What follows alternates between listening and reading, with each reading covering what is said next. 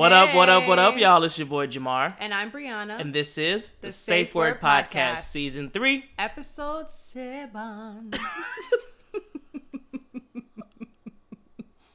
Are you channeling your inner singer? Yes. 1, 2, 3, 4, 5, 6, 7. Wow. Don't mind us, guys. We're loopy as always.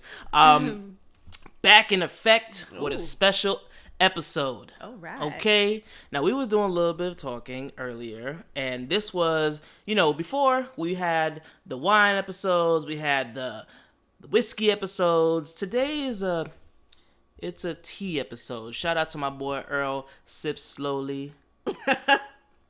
All right. All right, Live. So we wanted to kind of have a conversation around, I guess you would say, expectations of a sort with relation to love, marriage. We're gonna talk about that, as you guys know, if we haven't told you already. All the things we have, our wedding coming up soon, and so we're going to probably have a couple questions within now and the end of the season that are going to focus around wedding stuff and things like that. I don't know if you wanted to add anything to that or... Nah, bro, let's hit him with the safe word. Hit him with the safe word. Is that how you youngsters do the dance? You mean your generation? Excuse me, no. I mean generation, what is it, X, Z, Y? I don't know. It's not my generation. Yes, it is. We're in the same generation. No, we're not. Okay, whatever. Go ahead. He was born in like 2010 or something like that.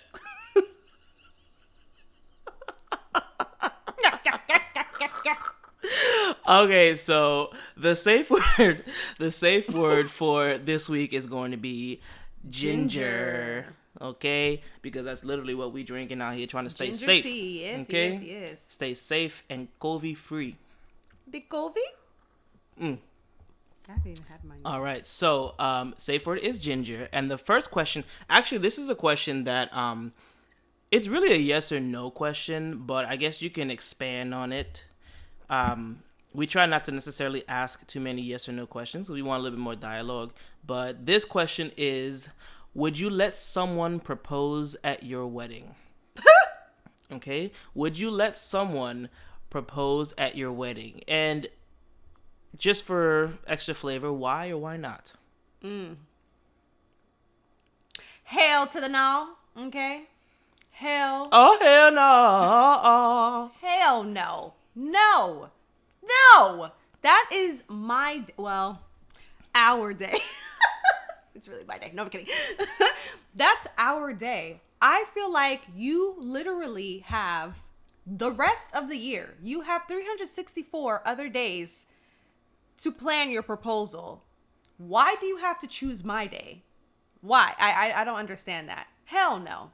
No. Some people think it's sweet and cute and romantic or whatever. I'm sorry. There's nothing romantic about somebody proposing at somebody else's wedding. You are literally taking the shine off of that person. That's rude and selfish. And I said what I said. Short and sweet and simple. No.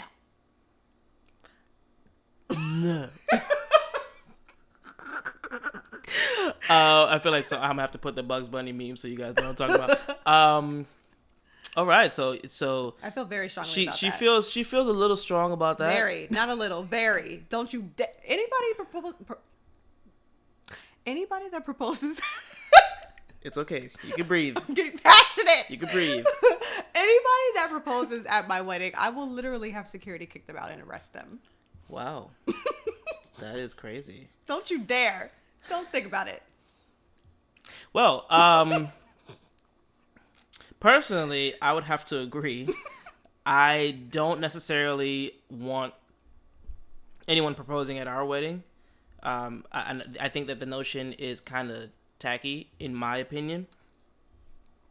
And I mean, I guess I could see the benefit of it since everybody's there already, and you're swept up in the moment, and you want to use that opportunity to piggyback into your own kind of spin-off event, so to speak. But nah, Hard pass for me. Me personally, as an individual, as an independent person, I want to make my own way. I don't want to piggyback or ride the coattail off of anybody else. So I would have to. Sounds so country saying. I mean, I'm just, I just did a play this weekend, and we were doing Oklahoma, and it just I channel my inner countryman. But yeah, nah, that's not. It's whack. That's so whack. I mean, I wouldn't say it was whack. Don't hurt the people feeling. If you're gonna call it whack, you might as well use a safe word. Okay, Ginger, it's whack. Whack. I'm not gonna go so far as to say it's whack, but I will say that I definitely would not like it, and I definitely would not do it to anybody else. I did not do it to anybody else, obviously. It's just not for us. So that is actually the long and short of it. I feel like whoever decides to allow someone to do that at their wedding, and first of all, if you're going to do that, you better contact the people whose event it actually is. If you're gonna propose at someone else's wedding without the bride and groom who's actually getting married knowing, you super flaw. You hella flaw. Like, you need security on your. That is the epitome of selfish. I feel like if you don't contact them and you just steal literally the attention away from the bride and groom and you don't even let them know that you're doing that, I feel like that's hella selfish, bro. I feel like the petty in you, the Scorpio in you, would like get in because I definitely would.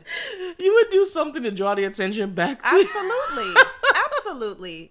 You ain't. First of all, I paid for your ass to be here, and you have the audacity to take the attention away from me and not even tell me, not even have the decency to tell me. You bet your damn bottom dollar that I will put the attention right back on me. I will faint. Oh, Jesus. I'll have a seizure. I'll do something. Okay?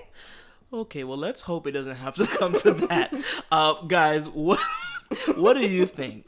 Do you think that you would be okay with someone proposing at your wedding? Would you let someone? Would you have a problem with that? And if someone did that without your knowledge, how would you feel about that? Because I know for sure I would be very pissed. I would I don't know, bro.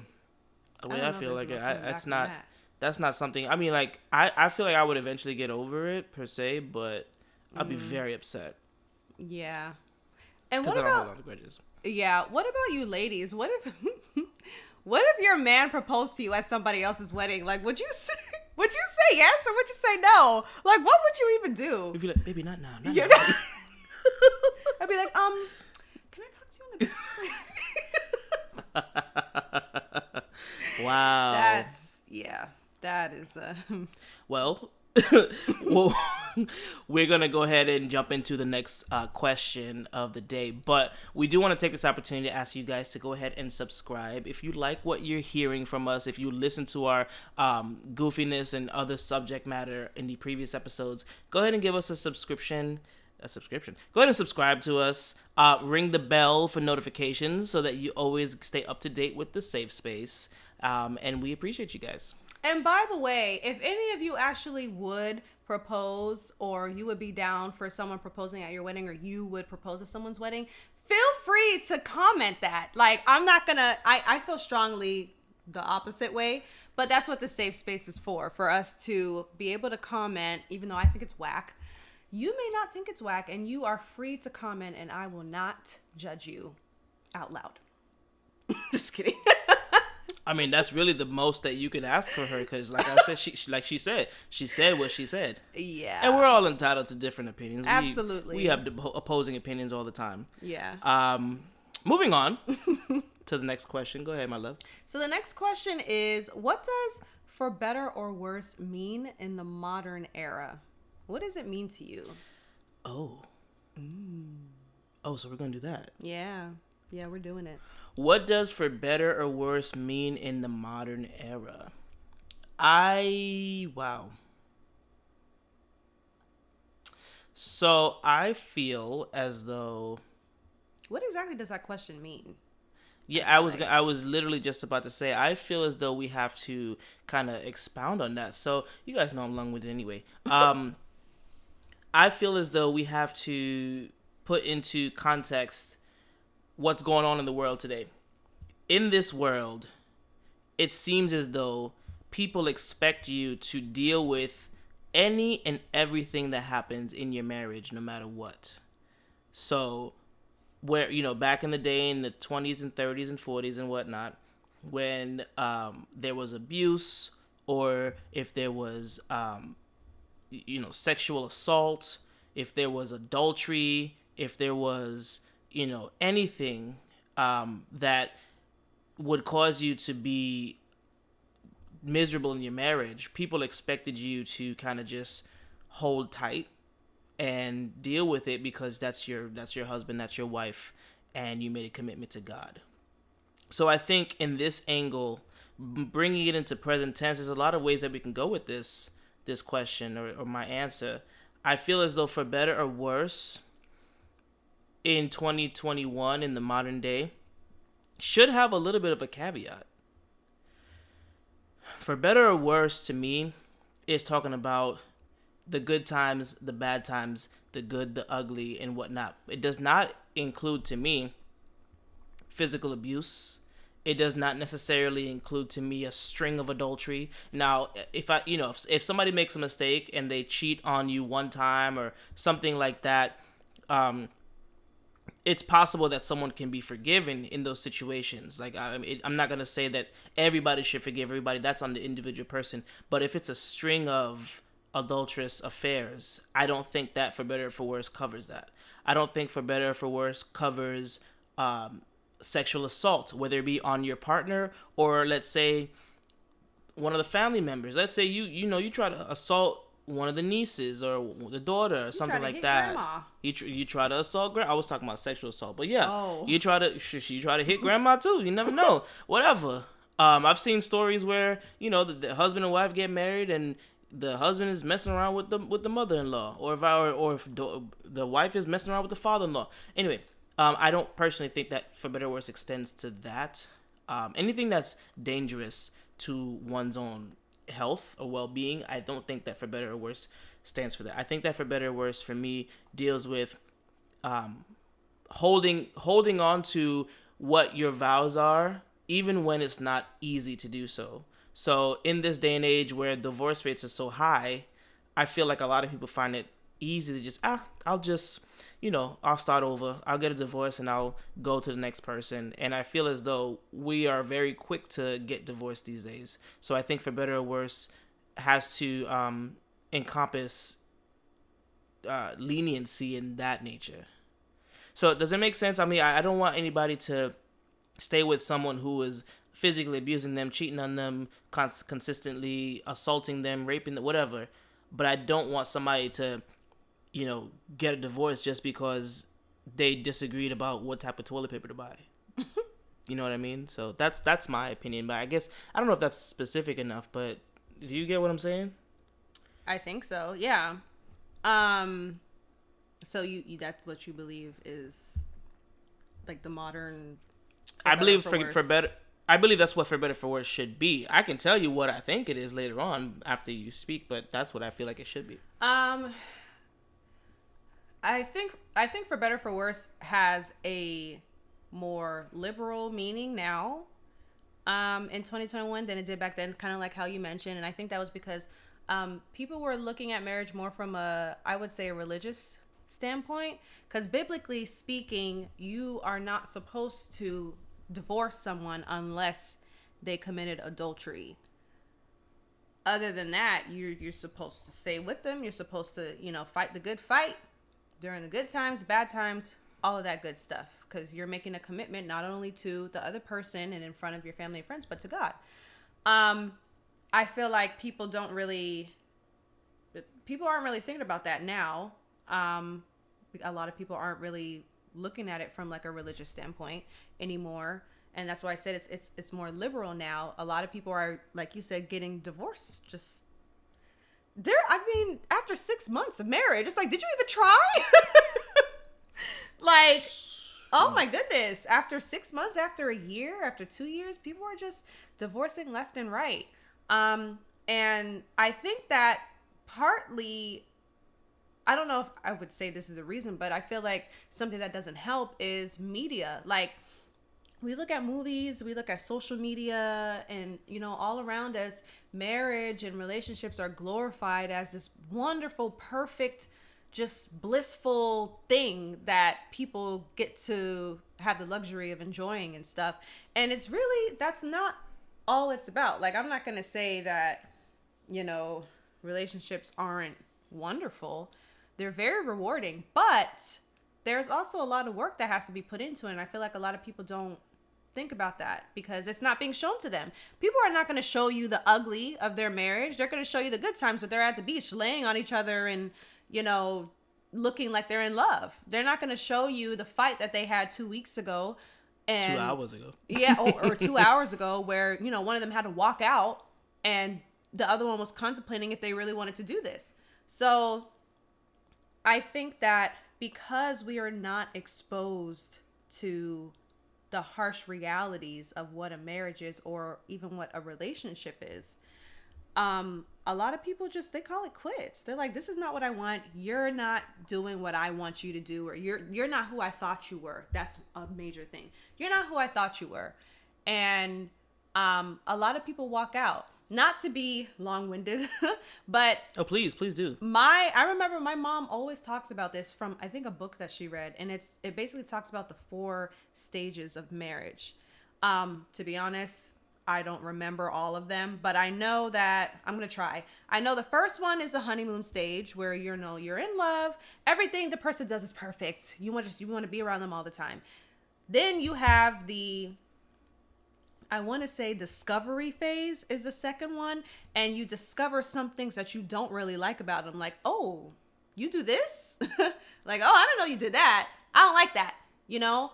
And then after the discovery phase is the, I'm going to try to change you phase. And she tells me that that's where a lot of people don't make it. A lot of people break up because, there's a lot of strife in that stage. There's a lot of like tension. There's a lot of just not goodness. Every week we got a new word. Every week. There's a lot of it's just not goodness, you know? And that's where a lot of people just don't make it because, I mean, think about it. If someone is really trying to change you, they're telling you they don't like these certain things about you and they want you to change to conform to what they want you to be. And that stings. That can really, really hurt. So there's that stage. And then the 4th stage is, I believe, the acceptance stage, where you accept the person for who they are, flaws and all, and you love them in spite of that, or despite those. And usually people who make it to that stage, they last for a very, very long time. So I think a lot of people, they either get to the discovery phase or they get to the I'm going to try to change you phase. And that is where a lot of these people just don't make it. And I think people really, they just give up too easily. And I'm not saying that, you know, people just have little fights here and they're not trying. Like, I know that sometimes it is really stinking hard. It is really hard. But that's when you have to call on your resources. You know, talk to a pastor if you go to church. Talk to a therapist. Talk to a marriage counselor. Don't talk to your friends though, please. But a trusted individual. Because sometimes we can't do it by ourselves. So I feel like I'm preaching. But basically, like, I definitely feel like For Better or For Worse has a much more liberal meaning now. And I feel like a lot of people really don't take into account what that truly means. Like, it's easy to stand up there in front of teary-eyed friends and family and say I do, but to actually live out those words and continue to say I do every single day, I do choose you, I do choose this relationship, I do choose this marriage, it's very hard. So yeah, that's what I think. Wow. Yeah, that was a lot. No, I'm girl. I'm so proud of you. Well, thanks, babe. I'm so proud of you. You really you giving us wisdom. Okay, you're giving us light and positive energy and reinforcement. And I definitely could not have said it better myself. I feel as though highlighting on what you said, people have these microwave relationships and they fall in love, and what they think is love, and in 3 to 6 months they get engaged, and then in a year later they get married, and then in 3 months they're divorced.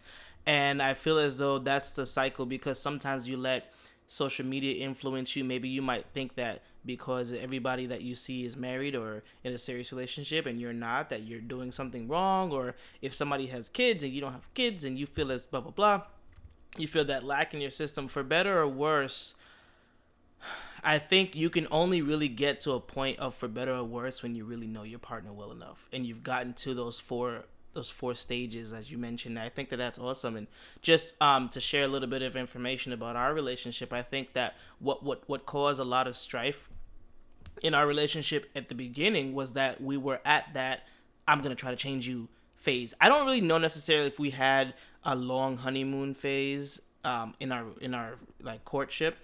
I think we definitely had the discovery phase for a while. Very quickly. Yes, because I'm a lot to handle.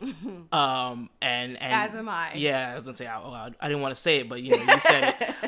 And then I feel as though with regards to the "I'm gonna try to change you" phase, that was probably our longest phase. Yeah. That was definitely our longest phase, and I think that caused a lot of strife, and it caused a lot of conflict and controversy, and an inner like second guessing, to the point where we didn't even know if we were going to get to this stage. But I feel like we're at the acceptance stage now, and I really feel as though I'm glad that we were able to get through that, because at least from what I see right now, and obviously we have a lot more living to do when we do get married. I feel like because we've gone through these phases already, that we're at a much better place to accept the for better or worse aspect. So real quick, off the top of your head, for better or worse does not includes everything except for adultery. What do you think? Adultery. Okay, I would say adultery and physical abuse. Okay. Care to elaborate, or that's it? No, I think that's pretty self-explanatory. Okay. Adultery and physical abuse. Mm-hmm. Okay. For better or worse for me includes everything except, I guess, physical abuse as well, adultery. I mean, honestly, what you said pretty much, but I feel like that's it, really. Like everything else, I mean, you gotta stick it out. When you deal with situations like disability or mental impairment or things like that, like those are tough situations that you hope to God you never face. But there's nothing that's really a deal breaker in my eyes other than what she said: adultery, physical abuse, drug abuse. That is a deal breaker for me. Yeah. For me, I feel like the reason why I didn't say drug abuse was because I feel like drug abuse will lead, or can most likely lead, to physical abuse or adultery. So, like, I feel like if my partner ended up getting it, it was hard times, and just it. Eventually they turn to drugs or something, I don't feel like I would leave them right away. But I feel like if I saw it not getting better and it started to lead down that path of like physical abuse or something like that, then I would probably have to go.